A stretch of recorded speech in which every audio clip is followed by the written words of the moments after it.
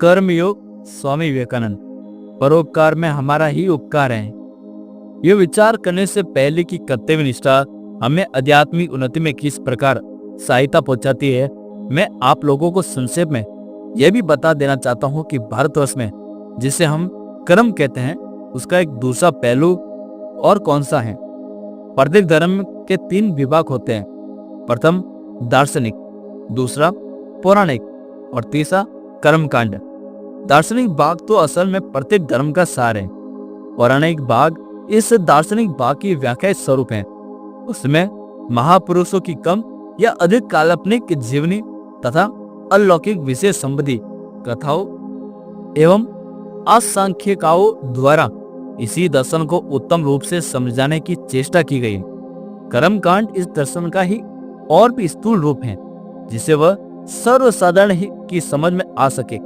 वास्तव में अनुष्ठान दर्शन का ही एक स्थूलतर रूप है।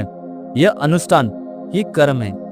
प्रत्येक धर्म में इसकी आवश्यकता है, क्योंकि जब तक हम आध्यात्मिक जीवन में बहुत उन्नत न हो जाए तब तक सूक्ष्म आध्यात्मिक तत्व को समझ ही नहीं सकते। मनुष्य को अपनी तय यह मान लेना सरल है कि वह कोई भी बात समझ सकता है, परंतु जब वह उसे अमल में लाने की चेष्टा करता है तो उसे मालूम होता है कि वह सूक्ष्म भावों को ठीक ठीक समझना तथा उन्हें हृदयंगम करना बड़ा ही कठिन है। इसलिए तो प्रत्येक विशेष रूप से सहायक होते हैं। प्रत्येक द्वारा सूक्ष्म विषय को समझने की जो प्रणाली है उसे हम किसी प्रकार त्याग नहीं सकते। अत्यंत प्राचीन समय से ही प्रतीकों का प्रत्येक उपयोग प्रत्येक धर्म में होता आ रहा है। एक दृष्टि से यदि कहा जाए कि हम प्रतीक के बिना किसी बात को सोच ही नहीं सकते तो ठीक ही है, सब भी तो हमारे विचारों के प्रतीक ही हैं। दूसरी दृष्टि से कहा जा सकता है कि संसार की प्रत्येक चीज प्रतीक के रूप में देखी जा सकती है। सारा संसार ही प्रतीक है और उसके पीछे मूल तत्व रूप में ईश्वर विराजमान है। इस प्रकार का प्रतीक केवल मनुष्यों द्वारा उत्पन्न किया हुआ ही नहीं है, और न ऐसी की बात कि एक धर्म के कुछ अनुयायी एक साथ बैठ गए और बस उन्हें कुछ प्रतीकों की कल्पना कर डाली। धर्म के प्रतीक की उत्पत्ति स्वाभाविक रूप से होती है, नहीं तो ऐसा क्यों है कि प्रायः सभी मनुष्यों के मन में कुछ विशेष प्रतीक कुछ विशिष्ट भाव से सदा सम्मत रहते हैं।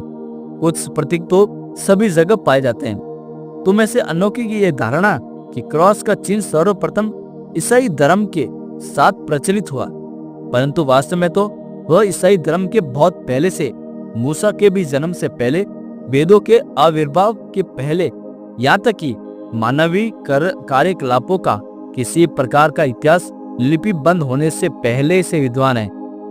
एजुटिक्स तथा फिनिशियंस जातियों में इसकी मौजूदगी का प्रमाण मिलता है। प्रत्येक जाति में इसका अस्तित्व था। इतना ही नहीं, बल्कि ऐसा भी प्रतीत होता है कि क्रॉस पर लटके हुए महापुरुष का प्रतीक लगभग प्रत्येक जाति में प्रचलित था।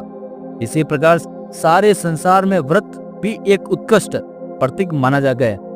फिर इसके अतिरिक्त सारे संसार में सबसे अधिक प्रचलित स्वस्तिक भी एक प्रतीक रहा है। एक समय ऐसी धारणा था कि बौद्ध इसे अपने साथ साथ सारे संसार में ले गए, परंतु पता चला कि बौद्ध धर्म के सदियों पहले कई जातियों में इसका प्रचार था। प्राचीन बेबीलोन तथा मिस्र देश में भी यह पाया जाता था। इस सबसे क्या प्रकट होता है? यही कि ये सब प्रतीक केवल काल्पनिक या क्षुद्रकृत ही नहीं थे। इनका कोई न कोई विशेष कारण अवश्य रहा होगा। उनमें तथा मानवीय मन में कोई स्वाभाविक संबंध रहा होगा। इसी प्रकार भाषा भी कोई कृत्रिम वस्तु नहीं है। ऐसी बात नहीं कि कुछ लोगों एक साथ बैठकर ये तय कर लिया कि कुछ विशेष भाव कुछ विशेष शब्दों द्वारा प्रकट किए जाए और बस भाषा की उत्पत्ति हो गई। नहीं, भाषा की उत्पत्ति इस प्रकार नहीं हुई। कोई भी भाव अपने आनुषंगिक शब्द बिना नहीं रह सका, और न कोई शब्द ही अपने आनुषंगिक भाव बिना रह सकता है। शब्द और भाव स्वभावतः अविच्छेद हैं। भाव को प्रकट करने के लिए शब्द प्रतीक अथवा वर्ण प्रतीक किसी का भी व्यवहार किया जा सकता है। मूर्य और बहरों को शब्द प्रतीक किसी प्रकार की सहायता नहीं पहुंचा सकता। उन्हें किसी दूसरे प्रतीक के द्वारा सहायता लेनी पड़ती है। मन में उठने वाले प्रत्येक विचार का एक दूसरा अंश भी होता है और वह है आकृति। इसे संस्कृत दर्शन में नाम रूप कहते हैं। जिस प्रकार कृत्रिम उपाय द्वारा एक भाषा नहीं उत्पन्न की जा सकती, उसी प्रकार कृत्रिम उपायों से प्रतीक का निर्माण भी नहीं किया जा सकता है। संसार में कर्म कांड के सहकारी जो प्रतीक हैं, वे मानव जाति के धार्मिक विचारों के एक एक बाह्य रूप है। यह कह देना बहुत सरल है कि अनुष्ठानों, मंदिरों तथा अन्य बाहरी आडंबरों की कोई आवश्यकता नहीं। और यह बात तो कल का एक छोकरा भी कहा जा सकता है कि परंतु सरलता पूर्वक यह कोई भी देख सकता है कि जो लोग मनुष्य मंदिर में जाकर पूजा करते हैं, वे उन लोगों की अपेक्षा जो ऐसा नहीं करते कई बातों में कहीं भिन्न होते हैं। भिन्न भिन्न धर्मों के साथ जो विशिष्ट मंदिर, अनुष्ठान और अन्य स्थूल क्रियाकलाप जुड़े हुए हैं, वे उन धर्मावलंबियों में मन में उन सब भावों को जागृत कर देते हैं जिनके की ये मंदिर, अनुष्ठान आदि स्थूल प्रतीक स्वरूप हैं। यद्यप अनुष्ठानों एवं प्रतीकों को एकदम उड़ा देना उचित नहीं। इन सब विषयों का अध्ययन एवं अभ्यास स्वभावत कर्मयोग का ही एक अंग है। इस कर्मयोग में भी कई पहलू हैं। इनमें से एक है भाव तथा शब्द के संबंध को जानना कि अभी ज्ञान प्राप्त करने की एक शब्द शक्ति में क्या क्या हो सकता है। प्रत्येक धर्म शब्द की शक्ति को मानता है। यहाँ तक कि किसी किसी धर्म में तो यह धारणा है कि समस्त सृष्टि शब्द से ही निकली है। ईश्वर के संकल्प का बाहरी आकार शब्द है, जो कि ईश्वर ने सृष्टि रचना के पूर्व संकल्प एवं इच्छा शक्ति की, इसलिए सृष्टि शब्द से ही निकली है। इस जड़वादमय जीवन के कोलाहल के हमारे स्नायुओं में भी जड़ता आ गई। जो जो हम बूढ़े होते जाते हैं और संसार की ठोकरें खाते जाते हैं, क्यों तो हमें अधिकाधिक जड़ता आती जाती है। फलस्वरूप हमारे चारों ओर निरंतर हमारे ध्यान को आकर्षित करने वाली जो सारी घटनाएं होती हैं, उनके प्रति हम उदासीन रहकर उनसे कोई शिक्षा ग्रहण नहीं कर पाते। परंतु कभी कभी ऐसा भी अवश्य होता है कि मनुष्य का स्वाभाविक भाव प्रबल हो उठता है और हम इन साधारण सांसारिक घटनाओं का रहस्य जानने का यत्न करने लगते हैं तथा उन पर आश्चर्यचकित हो जाते हैं। इस प्रकार आश्चर्यचकित होना ही ज्ञान लाभ की पहली सीढ़ी है।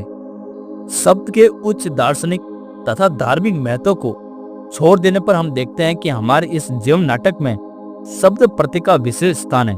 मैं तुमसे बातचीत कर रहा हूँ, तुम्हें स्पष्ट नहीं कर रहा हूँ, पर मेरे शब्द द्वारा उत्पन्न वायु के स्पंदन तुम्हारे कान में जाकर तुम्हारे कर्म स्नायु को स्पर्श करते हैं और उसे तुम्हारे मन में असर पैदा होता है। इसे तुम रोक नहीं सकते। भला सोचो कि इससे अधिक आश्चर्यजनक बात और क्या हो सकती है।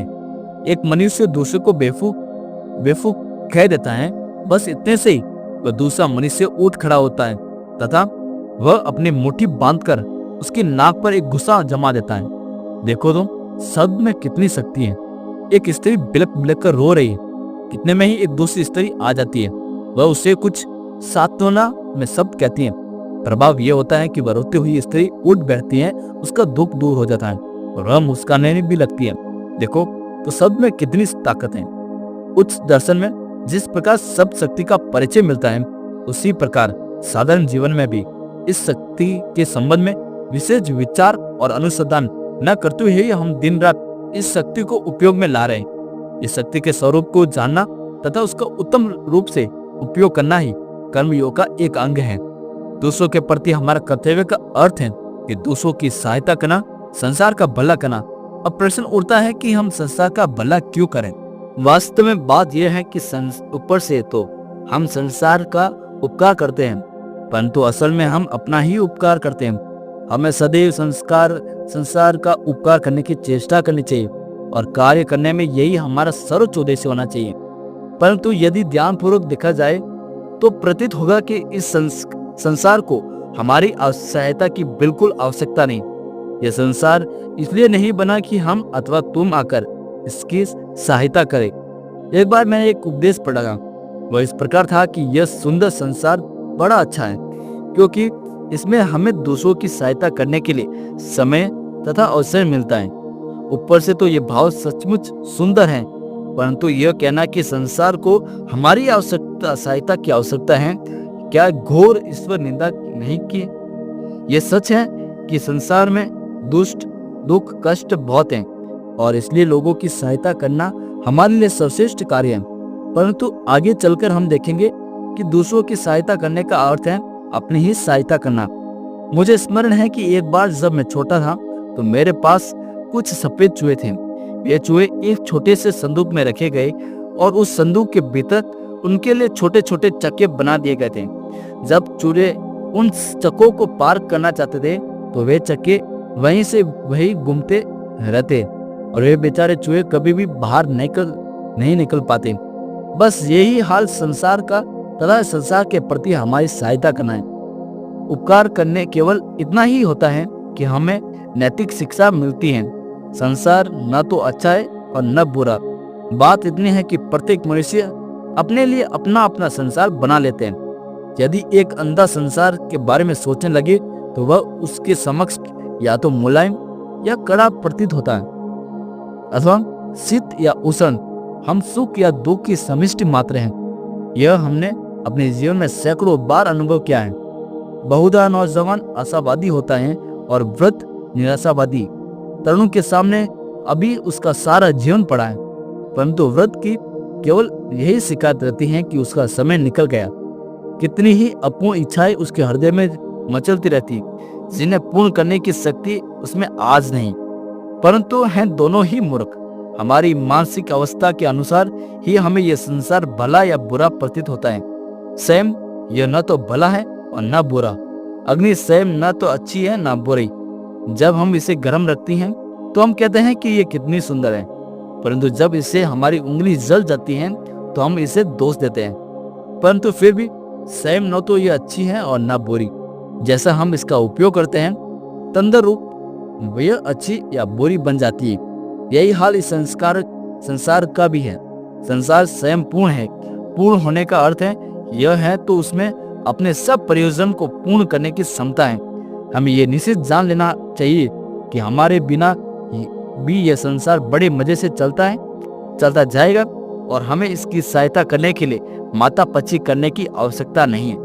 परंतु फिर भी हमें सदैव परोपकार करने ही चाहिए। यदि हम सदैव यह ध्यान रखें कि दूसरों की सहायता करना एक सौभाग्य है तो परोपकार करने की इच्छा एक सर्वोत्तम प्रेरणा शक्ति है। एक दाता के ऊंचे आसन पर खड़े होकर और अपने हाथ में 2 पैसे लेकर यह मत कहो कि हे भिखारी, ले ये मैं तुझसे देता हूँ, परंतु तुम स्वयं इस बात के लिए कृतज्ञ हो जाओ कि तुम्हें वह निर्धन व्यक्ति मिला जिसे दान देकर तुमने अपना उपकार किया। पाने वाला धन्य नहीं होता है, देने वाला होता है। बात के लिए कृतज्ञ हो जाओ कि इस संसार में तुम्हें अपनी दयालुता का कार्य करने और इस प्रकार के पवित्र एवं पूर्ण होने का अवसर प्राप्त हुआ। समस्त भले कार्य हमें शुद्ध बनने तथा पूर्ण होने के लिए सहायता करते हैं। और पूछो तो हम अधिक से अधिक कर ही कितना सकते हैं। या तो हम एक अस्पताल बनवा सकते हैं, सड़कें बना सकते हैं या सदावर्त खुला सकते हैं। बस इतना ही हो। हम गरीबों के लिए कोष खोल कर देते हैं। 10 लाख 20 लाख रुपए इकट्ठा कर लेते हैं। उसमें से 5 लाख का एक हॉस्पिटल भी बना देते हैं। 5 लाख नाच तमाशे में फूंक देते हैं और शेष का आधा कर्मचारी लूट लेते हैं।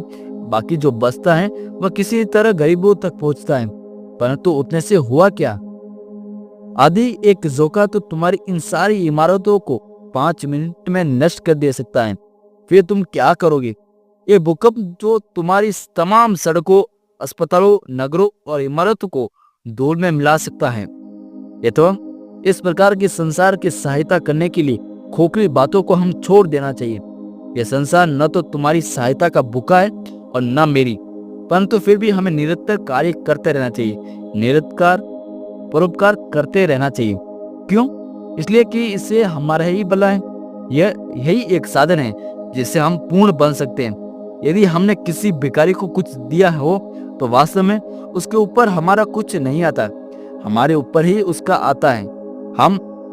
हम पर उसका आधार है, क्योंकि हमने उसे इस बात का अवसर दिया कि वह हम अपनी दया उस पर काम में ला सके। यह सोचना निरी भूल है कि हमने संसार का भला किया अथवा कर सकते हैं, या यह कि हमने अमुक व्यक्तियों की सहायता की। यह निरी मूर्खता का विचार है और मूर्खता के विचारों से दुख उत्पन्न होता है। हम कभी कभी सोचते हैं कि हमने अमुक मनुष्य की सहायता की, इसलिए आशा करते हैं कि वह हमें धन्यवाद दे। जब वह हमें धन्यवाद नहीं देता है तो उसमें से हमें दुख होता है। हम जो कुछ करें उसके बदले में किसी भी बात की आशा क्यों रखें, बल्कि उल्टे हमें उसी इंसान के प्रति कृतज्ञ होना चाहिए कि जिसे हम सहायता करते हैं उसे साक्षात नारायण मानना चाहिए। मनुष्य की सहायता द्वारा ईश्वर की उपासना करना क्या हमारा परम सौभाग्य नहीं है? यदि हम वास्तव में अनासक्त हैं तो हमें यह व्रत प्रत्याशा जनित कष्ट क्यों होना चाहिए? अनासक्त होने पर तो हमें प्रसन्नता पूर्वक संसार में भलाई कर सकते हैं। अनासक्ति से किए हुए कार्य में कभी भी दुख अथवा अशांति नहीं आएगी। वैसे तो संसार में अनंत काल तक दुख सुख का चक्र चलता ही रहेगा। फिर हम इसकी सहायता के लिए कुछ करें या ना करें, उससे कुछ बनने बिगड़ने का नहीं। दृष्टांत स्वरूप एक कहानी सुनो। एक गरीब आदमी को कुछ रुपयों की जरूरत पड़ी। उसे कहीं से यह मालूम हो गया कि यदि वह किसी भूत को अपने वश में कर ले तो वह उसे जो चाहे मंगवा सकता है। निदान उसे एक भूत ढूंढने की सूझी। वह किसी ऐसे आदमी को ढूंढने लगा जिससे उसे एक भूत मिल जाए। ढूंढते ढूंढते उसे एक साधु मिले। इन साधु के पास बड़ी शक्तियां थी और उसने उनसे सहायता की याचना की। साधु ने उससे पूछा कि तुम भूत का क्या करोगे? उसने उत्तर दिया कि महाराज, मैं भूत इसलिए चाहता हूँ कि वह मेरा काम कर दे। कृपा कर मुझे उसको प्राप्त करने के लिए ढंग बता दीजिए, मुझे उसकी बड़ी जरूरत है। साधु बोले कि देखो, तुम इस जमीले में मत पड़ो, अपने घर लौट जाओ। दूसरे दिन वह आदमी फिर साधु के पास गया और बहुत रोने गाने लगा। उसने कहा कि महाराज, मुझे एक भूत दे दीजिए ना, मुझे बड़ी आवश्यकता है। अंत में साधु कुछ चिढ़ से गए और उन्होंने कहा है कि अच्छा लो, यह मंत्र लो, इसका जाप करने से एक भूत प्रकट होगा और फिर उससे तुम जो काम कहोगे वही करेगा। परंतु देखो, होशियार रहना, यह बड़े भयंकर प्राणी है, उसे निरंतर काम में लगाना रखना। यदि कभी भी वह खाली रहा तो तुम्हारी जान ही ले लेगा। तब उस मनुष्य ने कहा कि यह कौन सा कठिन बात है, मैं तो उसे इतना काम दे दूंगा कि उसके जीवन भर खत्म न हो। इसके बाद वह आदमी एक वन में चला गया और मंत्र का जप करने लगा। कुछ देर तक जप करने के बाद उसके सामने विकराल दांतों वाला एक बड़ा भयंकर भूत प्रकट हुआ। भूत ने कहा कि देखो, मैं भूत हूँ, तुम्हारे मंत्र ने मुझे जीत लिया है, परंतु देखो कि तुम्हें मुझको निरंतर काम में लगाए रखना होगा, क्योंकि जो ही मुझसे थोड़ा सा भी अवकाश मिला तो मैं तुम्हारी जान ले लूंगा। आदमी बोला कि ठीक है, जाओ, मेरे लिए एक महल तैयार करो।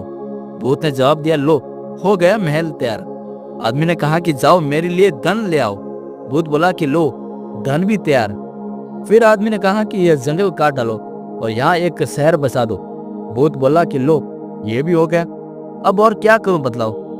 अब तो वह आदमी बड़ा घबराने लगा। उसके मन में सोचा कि अब तो मेरे पास कोई काम ही नहीं है जो मैं इससे करने को कहूं। यह तो प्रत्येक काम क्षण भर में ही कर डालता है।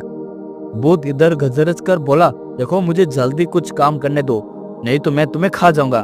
बेचारा आदमी अब कोई काम सोच ही नहीं सका और मारे भय के थर थर कांपने लगा।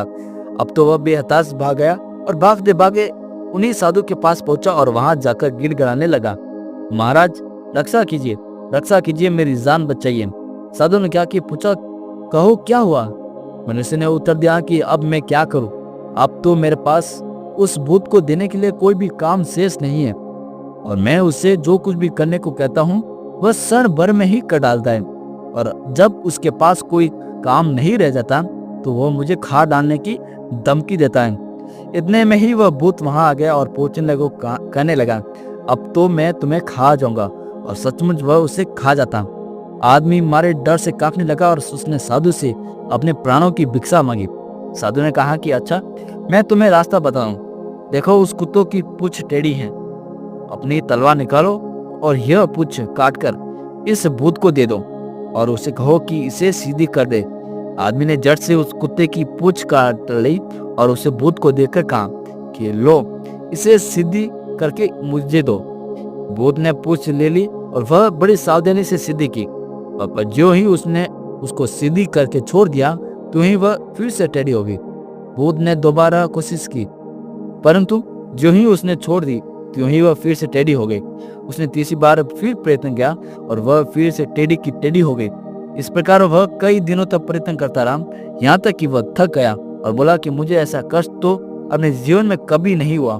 मैं एक बहुत बड़ा पुराना भूत हूँ, ऐसी मुसीबत में तो मैं कभी नहीं पड़ा। अब तो वह भूत उस आदमी से कहने लगा कि आओ भाई, हम समझौता कर लेते हैं, तुम मुझे छोड़ दो और मैंने अब तुमने जो कुछ दिया है वह सब अपने पास ही रखो। मैं वादा करता हूँ कि अब आगे तुम्हें किसी प्रकार की कष्ट न दूंगा। यह सुन वह आदमी बड़ा खुश हुआ और बड़ी प्रसन्नता पूर्वक उसने यह समझौता को स्वीकार कर लिया। हमारे ये संसार भी बस कुत्तों की टेढ़ी पूंछ के ही समान है। सैकड़ों वर्ष से लोग इसे सीधा करने का प्रयत्न करते हैं, पर ज्यों ही वे इसे छोड़ देते हैं त्यों ही वह फिर से टेढ़ा का टेढ़ा हो जाता है। इससे अतिरिक्त और क्या हो सकता है? मनुष्य पहले ये जान ले कि आसक्ति रहित होकर उसे किस प्रकार का क्रम करना चाहिए, तभी वह दुराग्रह और मतांधता से परे हो जाता है। जब हमें यह ज्ञान हो जाएगा कि संसार कुत्ते की टेढ़ी दुम की तरह है और कभी भी सीधा नहीं हो सकता, तब हम दुराग्रही नहीं होंगे। यदि संसार में यह दुराग्रह, यह कट्टरता न होती तो अब तक वह बहुत उन्नति कर लेता। यह सोचना भूल है कि धर्मात्मता द्वारा मानव जाति की उन्नति हो सकती है, बल्कि उल्टे यह तो हमें पीछे हटाने वाली शक्ति है, जिससे घृणा और क्रोध उत्पन्न होकर मनुष्य एक दूसरे से लड़ने भिड़ने लगते हैं और सहानुभूति शून्य हो जाते हैं। हम सोचते हैं कि जो कुछ हमारे पास है अथवा जो कुछ हम करते हैं वही संसार में सर्वश्रेष्ठ है, और जो कुछ हम नहीं करते अथवा जो कुछ हमारे पास नहीं है वह एक कौड़ी मूल्य का भी नहीं है। अथवा जब कभी तुम्हें दुराग्रह का यह भाव आए तो सदैव कुत्ते की टेढ़ी पूंछ का दृष्टांत स्मरण कर लिया करो। तुम्हें अपने आप को संसार के बारे में चिंतन बना लेने की कोई आवश्यकता नहीं। तुम्हारी सहायता के बिना भी यह चलता ही रहेगा। जब तुम दुराग्रह और मतांधता से परे हो जाओगे तभी तुम अच्छी तरह कार्य कर सकोगे। जो ठंडे मस्तिष्क वाला और शांत है, जो उत्तम ढंग से विचार करके कार्य करता है, जिसके स्नायु सहज उत्तेजित नहीं होते तथा जो अत्यंत प्रेम और सहानुभूति संपन्न है, केवल वही व्यक्ति संसार में महान कार्य कर सकता है और इस तरह उसे अपना भी कल्याण कर सकता है। दुराग्रही व्यक्ति मूर्ख और सहानुभूति शून्य होता है। वह न तो कभी संसार को सीधा कर सकता है, न स्वयं ही शुद्ध एवं पूर्ण हो सकता है। आज का व्याख्यान का सारांश यह है कि सर्वप्रथम हमें यह ध्यान में रखना चाहिए कि हम इस संसार के ऋणी हैं, संसार हमारा ऋणी नहीं। यह तो हमारा सौभाग्य है कि हमें संसार में कुछ कार्य करने का अवसर मिलता है। संसार की सहायता करने में हम वास्तव में स्वयं का ही कल्याण करते हैं। दूसरी बात यह है कि इस विश्व के एक ईश्वर है। यह बात सच नहीं कि यह संसार पिछड़ रहा है या इसे तुम्हारी अथवा मेरी सहायता की आवश्यकता है। ईश्वर सर्वत्र विराजमान है। वे अविनाशी, सतत, क्रियाशील और जागृत हैं। जब सारा विश्व सोता है तब भी वे जागते रहते हैं। वे निरंतर कार्य में लगे हुए हैं। संसार के समस्त परिवर्तन और विकास उन्हीं के कार्य है। तीसरी बात यह है कि हमें किसी से घृणा नहीं करनी चाहिए। यह संसार सदैव ही अच्छे और बुरे का मिश्रण स्वरूप रहेगा। हमारा कर्तव्य है कि हम दुर्बल के प्रति सहानुभूति रखें और एक अनुयायी के प्रति भी प्रेम रखें। यह संसार तो चरित्र गठन के लिए एक विशाल व्यायामशाला है। इसमें हम सभी को अभ्यास रूप कसरत करनी पड़ती है, जिससे हम आध्यात्मिक बल से अधिकाधिक बलवान बनते रहे। चौथी बात यह है कि हमें से किसी प्रकार का भी दुराग्रह नहीं होना चाहिए, क्योंकि दुराग्रह प्रेम का विरोधी है। बहुधा दुराग्रहियों को तुम यह गाल बजाते सुनोगे कि हमें पापी से घृणा नहीं, हमें तो घृणा पाप से है। परंतु यदि कोई मुझ से ये एक ऐसा मनुष्य दिखा जाए जो सचमुच पाप और पापी में भेद कर सकता है, तो ऐसे मनुष्य को देखने के लिए मैं कितनी भी दूर जाने को तैयार हूँ। मुख से ऐसा कहना सरल है। यदि हम ध्रुव और उसके गुण में भली भांति भेद कर सके तो हम पूर्ण हो जाएंगे, पर इसे अमल में लाना इतना सरल नहीं। हम जितने ही शांत चित्त होंगे और हमारा स्नायु जितने शांत रहेंगे, हम उतने ही अधिक प्रेम संपन्न होंगे और हमारा कार्य भी उतना ही अधिक श्रेष्ठ होगा।